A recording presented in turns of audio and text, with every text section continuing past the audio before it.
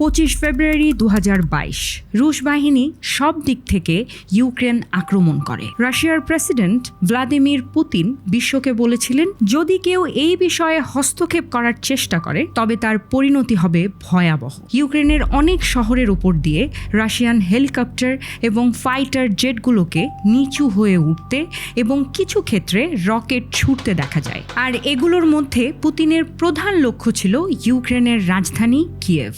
এই অপ্রত্যাশিত আক্রমণে যেখানে একই সময়ে কয়েকশো মানুষ প্রাণ হারায়, ঠিক সেখানে লক্ষ লক্ষ ইউক্রেনীয় তাদের ঘরবাড়ি ছাড়তে বাধ্য হয়। প্রাণ বাঁচাতে অনেক মানুষ বেসমেন্টে লুকিয়ে পড়ে এবং কেউ কেউ মেট্রো স্টেশনগুলোকে নিরাপদ স্থান হিসেবে বিবেচনা করে। হঠাৎ করে ইউক্রেনের প্রতিটি আনাচে কানাচে বিস্ফোরণ এবং জরুরি সাইরেনের শব্দে কেঁপে ওঠে। দ্বিতীয় বিশ্বযুদ্ধের পর ইউরোপ প্রথমবারের মতো এ পর্যায়ের যুদ্ধ দেখেছিল। ইউরোপের যে মানচিত্র গত 70 বছর ধরে রাজনৈতিক জোটের মাধ্যমে তৈরি করা হয়েছিল, ভ্লাদিমির পুতিন এখন সেটি নিজের পরিকল্পনা অনুযায়ী নতুন করে আঁকতে চান, আর তাও সামরিক শক্তির ওপর নির্ভর করে। কিন্তু এখানে প্রশ্ন হলো, কেন? ইউক্রেনের চেয়ে 27 গুণ বড় হওয়ার সত্ত্বেও রাশিয়া কেন একটি ছোট ইউক্রেনকে ভয় পায়? রাশিয়ার প্রেসিডেন্ট কেন ইউক্রেনে আগ্রহী? আর যদি তিনি এই হামলা না করেন তবে তিনি কি হারাবেন? হ্যালো এভরিওয়ান, ওয়েলকাম করছি অন বোর্ড উইথ ছেত্রীর আরেকটি নতুন এপিসোডে। চলুন তাহলে দেরি না করে শুরু করা যাক।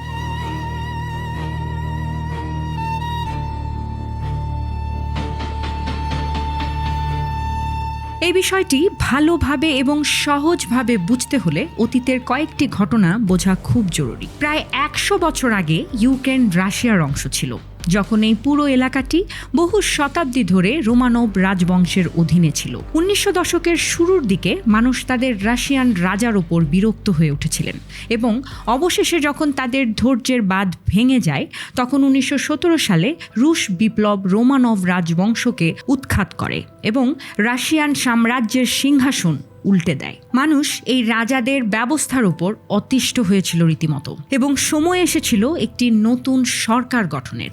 এই নতুন সরকার গঠনের প্রক্রিয়ায় রুশ বিপ্লবীরা নিজেদের মধ্যে লড়াই শুরু করে এবং পুরো রাশিয়া একটি গৃহযুদ্ধে লিপ্ত হয়। গৃহযুদ্ধ শেষ হলে 1922 সালে রাশিয়া এবং ইউক্রেন সহ 13টি ভিন্ন প্রজাতন্ত্র মিলে সোভিয়েত ইউনিয়ন গঠন করে, অর্থাৎ ইউনিয়ন অফ সোভিয়েত সোশ্যালিস্ট রিপাবলিকস বা ইউএসএসআর। যে ইউক্রেন মাত্র 5 বছর আগে রাশিয়ান সাম্রাজ্য থেকে স্বাধীনতা পেয়েছিল, এখন তা সোভিয়েত ইউনিয়নের অংশ হয়ে গেল। তাদের কাছে এটি ছিল একটি খাঁচা থেকে বের করে এনে অন্য খাঁচায় ফেলার মতো। সময় অতিবাহিত হওয়ার সাথে সাথে ইউএসএসআর দিন দিন আরও শক্তিশালী হয়ে ওঠে। দ্বিতীয় বিশ্বযুদ্ধের পর এই এলাকায় ইউএসএসআর এর দখল আরও দৃঢ় হয়। ইউরোপের এক অংশে ছিল সোভিয়েত ইউনিয়ন, অন্য অংশ ছিল পশ্চিমা শক্তির আন্ডারে। এই পশ্চিমা শক্তিগুলোর মধ্যে কানাডা এবং যুক্তরাজ্যের পাশাপাশি আমেরিকাও ছিল। দ্বিতীয় বিশ্বযুদ্ধ শেষ হয়েছিল, কিন্তু মার্কিন যুক্তরাষ্ট্র এবং সোভিয়েত ইউনিয়নের মধ্যে রাজনৈতিক শত্রুতা চলতেই থাকে। আর এই শত্রুতার সবচেয়ে বড় কারণ ছিল এই দুই শক্তির মধ্যে অত্যন্ত গুরুত্বপূর্ণ একটি পার্থক্যটি ছিল সোভিয়েত ইউনিয়ন একটি কমিউনিস্ট সরকার ব্যবস্থা বজায় রাখত, অর্থাৎ দেশে যে ব্যবসায়ী হোক না কেন তা কোনো একক ব্যক্তিকে দেয়া হবে না, বরং প্রতিটি ব্যক্তিকে তার প্রয়োজন অনুযায়ী অংশ দেয়া হবে। অন্যদিকে মার্কিন যুক্তরাষ্ট্রকে সমর্থনকারী দেশগুলোতে ছিল পুঁজিবাদী ব্যবস্থা, যেখানে কোনো ব্যক্তিগত ব্যক্তি বা কোম্পানি ব্যবসা করে যত খুশি মুনাফা অর্জন করতে পারে। সমস্যাটি ছিল এই যে আমেরিকা চেয়েছিল তার ব্যবস্থা সারা বিশ্বে কার্যকর হোক, যেখানে সোভিয়েত ইউনিয়ন চেয়েছিল সাম্যবাদ বা কমিউনিজম সারা বিশ্বে প্রাধান্য পাক। আদর্শের এই পার্থক্যের কারণে এই দুই শক্তির মধ্যে শুরু হয় যুদ্ধ। যদিও এই যুদ্ধে অস্ত্র ও শক্তি ব্যবহৃত হয়নি, কিন্তু গোপনে সোভিয়েত ইউনিয়ন এবং আমেরিকান শক্তিগুলো একে অপরকে রাজনৈতিকভাবে আক্রমণ করতে থাকে। পরিস্থিতি এতটাই তীব্র হয়ে ওঠে যে উভয় শক্তিকেই তাদের সামরিক জোট আরও শক্তিশালী করতে হয়। 1949 সালে আমেরিকাকে সমর্থনকারী দেশগুলো উত্তর আটলান্টিক নিরাপত্তা জোট বা ন্যাটো গঠন করে। সেখানে সিদ্ধান্ত নেওয়া হয়েছিল, যদি কোনো ন্যাটো দেশে আক্রমণ করা হয় তবে অন্য সব ন্যাটো সদস্য দেশ মিলে তা প্রতিহত করবে। ন্যাটোর গঠন সোভিয়েত ইউনিয়নের জন্য সব দিক থেকেই বিপজ্জনক ছিল, কারণ সব ন্যাটো দেশ যদি একে অপরকে রক্ষা করতে পারে তবে তারা সবাই মিলে সোভিয়েত ইউনিয়নকেও আক্রমণ করতে পারে। যখন সোভিয়েত ইউনিয়ন ন্যাটোর শক্তি বুঝতে পারে তখন তারা নিজেদের মধ্যে একই ধরনের একটি চুক্তি স্বাক্ষর করে, যার নাম দেয়া হয় ওয়ারসো প্যাক্ট।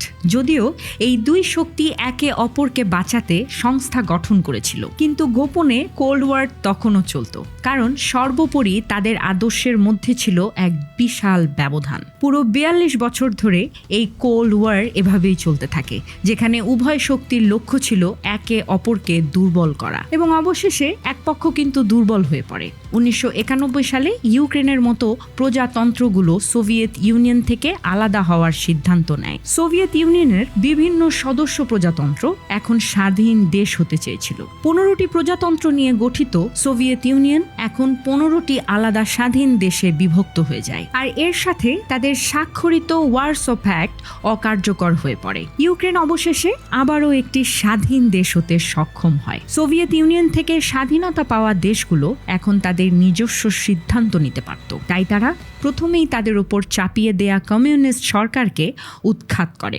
সোভিয়েত ইউনিয়নের কারণে আগে যে রাশিয়া শক্তিশালী ছিল, বিশ্বের চোখে এখন তা দুর্বল হয়ে পড়েছিল। কোল্ড ওয়ার শেষ হওয়া সত্ত্বেও পশ্চিমা শক্তিগুলোর জোট পিছপা হয়নি তখনও, বরং তাদের শক্তি কেবল বেড়েই চলছে। পোল্যান্ড, চেক প্রজাতন্ত্র এবং হাঙ্গেরি সোভিয়েত ইউনিয়ন থেকে স্বাধীনতা পাওয়া এই তিনটি দেশ স্রোত বদলে 1999 সালে ন্যাটোর সাথে যোগ দেয়। ন্যাটোতে যোগদানের প্রবণতা দিন দিন বাড়তে থাকে এবং 2004 সালে আরও 7টি দেশ ন্যাটোতে যোগ দেয়। অর্থাৎ আগে যে প্রজাতন্ত্রগুলো রাশিয়াকে সমর্থন করত, এখন তারা ন্যাটোর জোটের অংশ হয়ে ওঠে, এবং এটি ছিল প্রথমবার যখন রাশিয়ার সীমান্ত ন্যাটোর সরাসরি সংস্পর্শে আসে। এখন মাত্র 3টি দেশ বাকি ছিল যারা ন্যাটোতে যোগ দেয়নি। এই দেশগুলো হলো বেলারুশ, ইউক্রেন এবং জর্জিয়া। এদের মধ্যে ইউক্রেন ও জর্জিয়া দীর্ঘদিন ধরে ন্যাটোতে যোগ দিতে চেয়েছিল, কিন্তু রাশিয়া এটি সহ্য করতে পারেনি। একই সময়ে রাশিয়া বিপদের আভাস পায় যে এই দুটি দেশও যদি ন্যাটোতে যোগ দেয় তবে কৃষ্ণ সাগরে মানে ব্ল্যাক সিতে তার প্রবেশাধিকার যে কোনো সময়ে বন্ধ হয়ে যেতে পারে। বন্ধুরা, আপনাদের জানিয়ে রাখি যে যুক্তরাষ্ট্র এবং সৌদি আরবের পর রাশিয়া হলো তেল ও গ্যাসের তৃতীয় বৃহত্তম উৎপাদক, এবং এই গ্যাস ও তেল ব্ল্যাক সির মাধ্যমেই আন্তর্জাতিক বাজারে রপ্তানি করে। আর এ কারণেই রাশিয়া ইউক্রেন এবং জর্জিয়ার ন্যাটোতে যোগদানের বিরোধিতা করছিল, কিন্তু ইউক্রেনের ন্যাটোতে যোগদানের ইচ্ছা চলতেই থাকে। শুধু তাই নয়, 2013 সালে ইউক্রেন ইউরোপীয় ইউনিয়নে যোগ দেওয়ার ইচ্ছাও প্রকাশ করে। এ সময়ে ইউক্রেনের প্রেসিডেন্ট ছিলেন পেট্রো পোরোশেঙ্কো, যাকে রাশিয়ার বন্ধু এবং বেশ দুর্নীতিবাজ হিসেবে বিবেচনা করা হতো। যখন ইউরোপীয় ইউনিয়নের সাথে চুক্তি স্বাক্ষরের সময় এলো, ঠিক তখন ইউক্রেনের president Petro Poroshenko bail out প্যাকেজের নামে রাশিয়ার কাছ থেকে বিপুল পরিমাণ অর্থ গ্রহণ করেন এবং ইউরোপীয় ইউনিয়নের সাথে চুক্তি স্বাক্ষর করতে অস্বীকার করেন। তিনি বলেন যে ইউক্রেন সব বিষয়ে রাশিয়াকে সমর্থন করবে। এটা বলা ভুল হবে না যে রাশিয়া ইউক্রেনের প্রেসিডেন্টকে ইউরোপীয় ইউনিয়নে যোগ না দেওয়ার জন্য ঘুষ দিয়েছিল। এই খবর মিডিয়ায় আসার পর ইউক্রেনে হাজার হাজার বিক্ষোভকারী রাস্তায় নেমে আসে তখন, এবং ইউক্রেনকে ইউরোপীয় ইউনিয়নের অংশ হওয়ার দাবি জানায়। বিক্ষোভকারীদের চাপ দিন দিন বাড়তে থাকে এবং অবশেষে ইউক্রেনের প্রেসিডেন্ট তাদের উপর দমন পীড়ন শুরু করে, এবং এই সিচুয়েশনে 100-রও বেশি মানুষ নিহত হয়। এটি দেখে বিক্ষোভকারীরা আরও সহিংস হয়ে ওঠে এবং বিষয়টি এমন পর্যায়ে পৌঁছায় যে ইউক্রেনের প্রেসিডেন্টকে তার পদ ছেড়ে রাশিয়ায় পালিয়ে যেতে হয়। প্রেসিডেন্টের পালিয়ে যাওয়া ছিল বিক্ষোভকারীদের জন্য একটি বিজয়ের মতো। একই সময়ে পুতিন একে তার পরাজয় হিসেবে দেখছিলেন, তাই এখন পুতিন শক্তি প্রয়োগ শুরু করেন। প্রথমে রাশিয়ান সেনাবাহিনী ব্ল্যাক সি সংলগ্ন ইউক্রেন নিয়ন্ত্রিত পেনিনসুলা উপদ্বীপ দখল করে। এরপর বিচ্ছিন্নতাবাদীদের সাহায্যে তারা রাশিয়ার সীমান্তবর্তী ইউক্রেনের 2টি অঞ্চল দোনেটস্ক এবং লুহান্স্ক দখল করে। রাশিয়া সেই বিচ্ছিন্নতাবাদী গোষ্ঠীকে ব্যাপকভাবে সাহায্য করেছিল, যারা ইউক্রেন থেকে এই 2টি অঞ্চলকে আলাদা করার দাবি জানিয়েছিল। বন্ধুরা, পুরো 8 বছর ধরে এই দুটো অঞ্চলে অনেক রক্তপাত হয়েছে, যাতে 14,000-এরও বেশি মানুষ প্রাণ হারিয়েছে, আর প্রায় 20 লক্ষ ইউক্রেনিয়ান এই অঞ্চলগুলো ছাড়তে বাধ্য হয়েছে। প্রকৃতপক্ষে ইউক্রেন থেকে দোনেটস্ক এবং লুহান্স্কের আলাদা হওয়া সব দিক থেকেই পুতিনের পক্ষে ছিল এবং এ কারণেই পুতিন তাদের অনেক সমর্থন করেছিল। পুতিনের প্রকৃত উদ্দেশ্য 2021 সালের নভেম্বরে প্রকাশ্যে আসে। স্যাটেলাইট ইমেজ থেকে দেখা যায় লক্ষ লক্ষ রাশিয়ান সৈন্য ইউক্রেন সীমান্তে নিয়ে আসা হচ্ছে এবং কয়েক সপ্তাহ পরে পুতিন তার দাবিগুলো প্রকাশ করেন। পুতিনের প্রধান দাবি ছিল যে ন্যাটোর এই এলাকায় বিস্তার লাভ করা উচিত নয় এবং তাদের সামরিক বাহিনীকে 1997 সালের আগের অবস্থানে ফিরিয়ে নিতে হবে, অর্থাৎ রাশিয়ার সীমান্ত থেকে অনেক দূরে। পুতিনের এই দাবি পশ্চিমা নেতারা অবিলম্বে প্রত্যাখ্যান করেন এবং তাদের বাহিনী আরও বাড়িয়ে দেন। অন্যদিকে রাশিয়ান সৈন্যরা ইউক্রেনকে চারপাশ থেকে ঘেরাও করতে ব্যস্ত ছিল